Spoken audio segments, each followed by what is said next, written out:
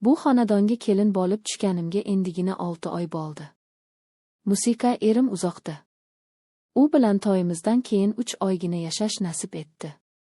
Ishlari orqaga ketib, katta qarzga botgachib, chetga chiqib ishlab kelmasam bo'lmaydi.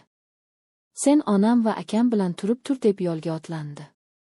Musiqa ketganiga ham 3 oy bo'ldi. Bir oy har kuni telefon qildi. Keyin kunora, hozir esa haftada bir marta zor gaplashamiz. Ahvolim yaxshi, ishlayapman derdi, lekin ovozi hamgin eshitilardi. Shunday qilib bu katta hovillab yotgan uyda 3 kishi qoldik. Men 20 yoshli kelinchak, 50likni qoralab qolgan qaynonam va qaynakam. Qaynotamni hech ko'rmaganman. Erim aytishicha, ular 10 yil avval yurak xurujidan vafot etgan ekanlar. Qaynonam shundan beri bu katta hovliga o'zi egallik qilar. Musiqa bolalarni qattiq nazoratda ushlardi. Uyimizda mendan oldin ham kelin yashagan. Katta kelin, qaynakamning xotini. Men kelishimdan 4 oy avval u o'zini osib qo'ygan ekan. Bu haqda menga hech kim aniq bir narsa aytmagan. Musiqa to'ydan oldin sovchilar kelgandi. Kattasining baxti kunmadi. Xotini kasalmand edi. Vafot etdi deyishgandi. Bu uyga kelgach, qo'ni-qo'shnilardan har xil gap eshitdim. Biroqlar og'zini osdi desa, boshqasi tomdan yiqilib tushgan derdi. Qaynonamdan bu haqni so'shga qoqardim. U kelinini nomini tilga olishni yoqtirmasdi. Bir marta ovqatlanib o'tirganimizda bilmay ovsinim haqida sopman. Musiqa qaynonamning yuzi birdan oqarib ketdi. Qo'lidagi qoshiqni dasturxonga sharaqlatib qo'yib, menga Musiqa sovuq tikildi. Uning nomini bu uyda boshqa tilga olma kelin jinligi bor edi. Oziga ozi qildi dedi Musiqa va o'rnidan turib ketdi. Qaynakam esa u juda boshqacha odam edi. Musiqa gavdasi polvonlarik, ammo ko'zlari doim bir nuqtaga tikilib turardi. Kamgap odam ko'pincha oshxonasiga kirib olib soatlab chiqmasdi. Lekin ba'zan uning nigohini o'zimda his qilardim. Musiqa oshxonada ovqat qilayotganimda, hovlini supurayotganimda orqamdan tikilib turganini sezardim. Ayrilib qaraganimda esa u shoshgancha ko'zini olib qochardi. Musiqa eng boshqacha jihati shunda ediki, u hali ham onasi bilan yosh boladek gaplashardi. Musiqa kechki ovqatdan keyin qaynakam onasining yoniga o'tirib olardi. Qaynonam uning boshini sapchlarini o'ynardi. Bizan esa qaynakam onasining oyoqlarini uqalab Musiqa o'tirardi. Bu holat menga juda erish tuyardi. Lekin onasi deb og'zimni oftardim. Qaynonamning menga munosabati yomon emasdi. Lekin mehr ham yo'q edi. Faqat buyruq berardi. Musiqa uni qil, buni qil. Em bilan gaplashib borganimdan keyin doim so'rardi. Musiqa pul jo'natmasmikin? Qarzlari bo'ynimizda turibdi. Kunlar o'tgani sari bu uydagi vaziyat meni tobora siqib qo'yardi. Musiqa oha mashhur kecha yarim tunda chanqab uyg'ondim. Musiqa tomog'im qurib olib yonardi. Xonamdan chiqib oshxona tomon yurdim. Odatda kechasi hamma ozonasiga kirib yotardi. Qaynonamning xonasi yonidan o'tganimda bir narsani payqadim. Uning eshigi odatda yopiq turardi. Lekin bu safar qiy ochiq qolibdi. Joyimda to'xtab qoldim. Nega eshik ochiq? Musiqa balki havosi demib ochib qolgandir. Lekin u hech qachon bunday qilmasdi. U ayol o'ta ehtiyotkor edi.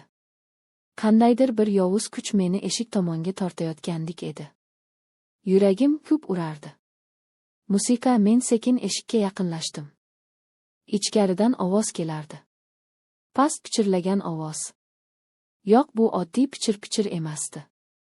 Bu erkalash nozlanish ovozi edi. Qaynonamning ovozi. Ammo men uni umuman boshqa ohangda eshitayotgandim. U yosh qizdek nozlanib inglanardi. Sovuq ter bosib ketdi. Qaynonam xonasida kim bilan gaplashyapti? Nima bilyapti? O'zi Musiqa titrab qo'rqanimcha eshikka yaqinlashdim. O'zimni to'xtata olmadim. Ichimda nimadir qarama, Musiqa ket deb baqirardi. Lekin vujudim bo'ysunmasdi. Xonaga derazadan xira nur tushib turardi. Dastlab hech narsani anglamadim. Faqat toshga qaradim, musiqa, va keyin uni tordim. Qaynonamning oppoq uzun sochlari yostiqda tosqib yotardi. Musiqa, u yalang'och edi. Deraza nuri uning oqargan tanasini xira yoritib turardi. U yolg'iz emasdi. Musiqa, uning ustida keng baquvvat yelkalar. Bu qaynakam edi. Qotib qoldim. Ko'zlarimga ishonmadim. Nafasim boksimga tiqildi. Qorayotgan narsam shu qadar jirkanch. Shu qadar dahshatli ediki, niyam uni qabul qilishdan bosh tortardi. Qaynakam onasining bag'rida.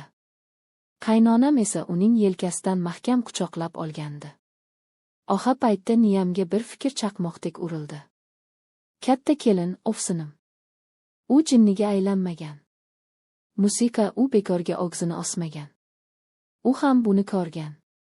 Menga o'xshab yarim kechasi chiqqan va shu manzaraga guvoh bo'lgan. Bechora nima qilishini bilmagan. Balki dod solgandir. Balki qaynakamga yopishgandir. Musiqa, qo'rquvdan butun vujudim muzlab qoldi. Orqamga qanday sarilganimni bilmayman. Musiqa, oyoq ostimdagi eski yoch poli chirlab ketdi. O'sha zahoti xonadan ovoz keldi. Kim bor bu yerda? Bu qaynakamning ovozi edi. Musiqa, men qotib qolgandim. Qimirlay olmadim, ichkarida nimadir taraqladi. Kimdir shoshib o'rnidan turayotgandi. O'zimga keldim. Bor kuchim bilan orqamga o'girilib ozonam tomon yugurdim. Eshikni yopib nafasim yetmay eshikka suyanib qoldim. Yo'lakda qadam tovushlari eshitildi. Qaynakamning qadamlari. Musiqa, ular to'xiri mening eshigim oldiga kelib to'xtadi. Men nafas olishdan ham qoqib turardim. Eshik tirqishidan uning soyasini ko'rdim. U eshigim ortida jim turardi. Shu yerdaligimni bilardi. U ponning xichirlaganini eshitgandi. Bir daqiqa o'tdi. U go'yo men nima qilishimni kutib turgandek edi. Keyin eshik dastasini sekin ushladi. Musiqa, u eshikni ochishga harakat qilardi. Lekin men eshikni quflab olgandim. So'ngra qaynonam keldi. Ular eshigim ortida turib olishgandi. Musiqa, ular pichir-pichir bir narsalar deyishardi. Keyin qadam tovushlari uzoqlashdi. Men esa eshikka suyangancha o'tirib qoldim. Butun vujudim qaltirardi. Men tuzoqqa tushgandim. Dahshatli tuzoqqa. Endi men nima qilaman? Musiqa, erim uzoqda, unga telefon qilib onangiz bilan akangiz shu ishni qildi deya olamanmi?